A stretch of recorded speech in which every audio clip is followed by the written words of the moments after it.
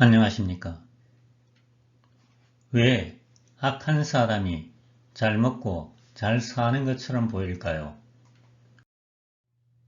이 주제에 대하여 첫 번째, 원인과 결과는 둘이 아니고 하나다. 두 번째, 어떤 마음으로 했느냐가 중요하다. 세 번째, 인과응보의 법칙은 우주의 기본 원리이다 라는 측면에서 함께 생각해 보겠습니다. 첫 번째, 원인과 결과는 둘이 아니고 하나다.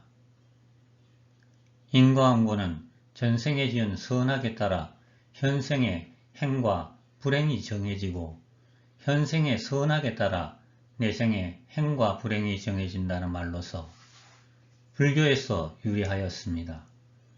선인선과 선한 행위를 하면 선한 과보를 받고 악인 악과 나쁜 행위를 하면 나쁜 과보를 받는 것입니다.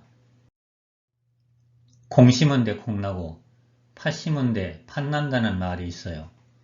착한 원인에는 좋은 결과가 생기고 나쁜 원인에는 좋지 않은 결과가 생긴다는 말이지요.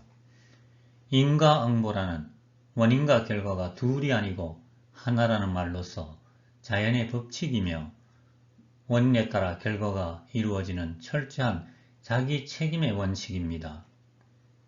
결과는 원인이 있음으로 생기고 원인 또한 결과에 영향을 미쳐요.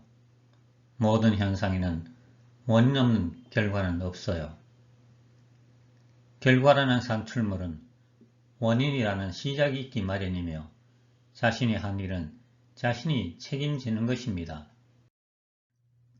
인과응보는 업이라는 형태로 나타나는데 금생에 한 일을 내생에 똑같이 겪게 한다고 합니다. 금생에 타인에게 행한 착한 일, 타인에게 준 기쁨, 타인에게 베푼 것을 내생에 타인으로부터 똑같이 돌려받는다는 것입니다. 또한 금생에 타인에게 행한 악한 일을 내생에 똑같이 돌려받음으로써 그 괴로움을 경험한다고 합니다.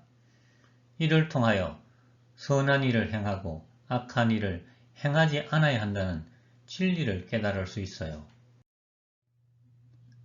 자신이 행한 행동의 결과를 타인을 통해 반대로 경험해 봄으로써 어떤 마음 자세로 어떻게 행동해야 할지를 알아 영적인 진화 과정을 발도하는 조물주님의 배려라고 합니다. 인과응보는 원인과 결과가 둘이 아니고 하나임을 명백히 밝히는 동시에 결과는 원인이 있음으로 생기고 원인 또한 결과에 영향을 미치는 것임을 명백히 하고 있습니다. 인과응보의 법칙에서 노연하는 존재는 아무도 없다고 해요. 조물주님조차도 예외가 아니라고 합니다. 조물주님도 인과응보의 굴레를 벗어날 수 없다고 하면 조물주님이 만든 법칙에 모든 이들이 순종케 함으로써 그 법칙이 가지는 존엄성이 극대화되는 것입니다. 사람들은 어려움에 처할 때마다 내가 전생에 무슨 업을 지어서 이런 일을 당하나 라고 한탄하곤 합니다. 그렇습니다. 자신이 겪은 일들은 결코 우연이 없습니다. 모두 자신이 해온 결과에 따라 살아가고 있는 것입니다. 지금까지 자신이 해온 것을 돌려받으며 살아가고 있는 것입니다. 내 행동의 결과는 내가 돌려받는 것이지 다른 사람이 받는 것이 아닙니다. 이렇게 내가 한 일에 대한 결과를 내가 책임지는 것을 업이라고 합니다. 업은 철저한 자기 책임주의요 타인에 의해 내 영역이 침범당하지 않는다는 약속입니다. 때문에 자신이 이를 소신껏 추진할 수 있고 자신이 이뤄낸 결과를 겸허히 받아들일 수 있어요. 자신의 일은 모두 자신에게서 시작되고 자신에게로 돌아오므로 이 흐름은 막을 수도 피할 수도 없습니다. 이 세상의 이치는 허술한 것 같아 보여도 전혀 허술하지 않아요. 한치의 빈틈도 없어요. 혹시 남의 일의 결과를 내가 돌려받는 것이 아닌가라는 생각이 들지라도 다시 돌아보면 모든 원인이 자신에게 있음을 알게 될 것입니다. 작든 크든 1%의 원인이든 99%의 원인이든 모두 내게서 시작되고 있음을 알게 됩니다. 모두가 자신의 책임을 알고부터 인간은 사람이 되어가는 것이라고 합니다. 두 번째, 어떤 마음으로 했느냐가 중요하다. 길을 지나가다가 심심풀이로 길가에 있는 나뭇가지를 꺾었습니다. 이게 업이 될까요? 무심코 하는 일이지만 엄청난 업이 된다고 합니다. 길을 가는데 누가 나를 때리고 팔을 부러뜨린다면 어떨까요? 아파 비명을 지를 것입니다. 심심풀이로 나뭇가지를 꺾었지만 나무에게는 자신의 신체 일부가 부러지는 것입니다. 지금 나무가 되어 그 자리에 있을 뿐 같은 생명체다 똑같이 귀하다는 걸 알아야 합니다. 무심코 하는 일이지만 나무에게 원망하는 마음이 없을 수가 없겠지요. 그것이 업이 된다는 것입니다. 과일나무에 가지치기를 하고 나무끼리 너무 붙어 있어 솎아내고 때로는 다른 곳에 옮겨 심기도 하죠. 그 과정에서 나무가 죽을 수도 있어요. 그럼 이게 업이 될까요? 그렇지는 않다고 합니다. 왜 그랬는가, 어떤 마음으로 했는가가 중요합니다. 잘 자라게 하기 위하여 나무에 도움이 되게 하려다 죽었다면 업이 되지 않습니다. 같은 행동을 해도 어떤 마음으로 하느냐에 따라 업이 될 수도 아닐 수도 있어요. 들꽃이 예뻐서 편찮으신 어머니 기분 좋으라고 꺾어 드린다면 또 그 꽃을 차로 만들어 나도 마시고 다른 사람에게도 준다면 어떨까요? 식물은 어차피 죽기 때문에 기왕이면 좋은 곳에 쓰여지기를 바라요.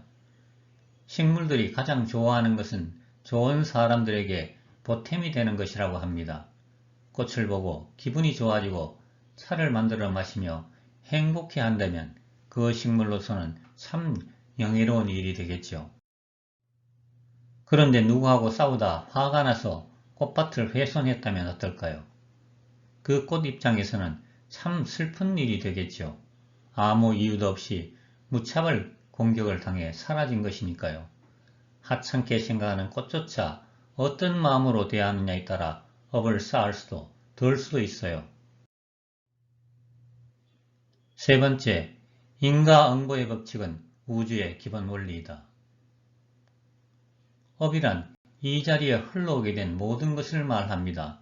잘한 것도 잘못한 것도 모두 업에 포함됩니다.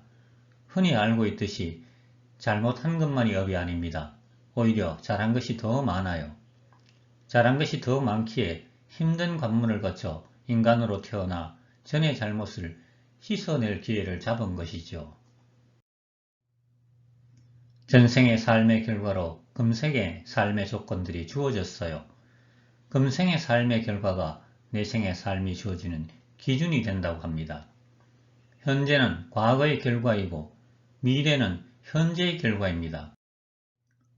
악한 사람이 잘 먹고 잘 살고 착한 사람이 어려움을 겪는 것을 자주 볼 수 있어요. 하늘이 있다면, 인과응보가 있다면 어찌 저런 일이 있을 수 있을까라는 의문이 들지 않으세요? 의문 정도가 아니라 하늘이 있다면 어찌 저런 일이 있을 수 있을까라는 원망하는 마음이 들기도 하죠.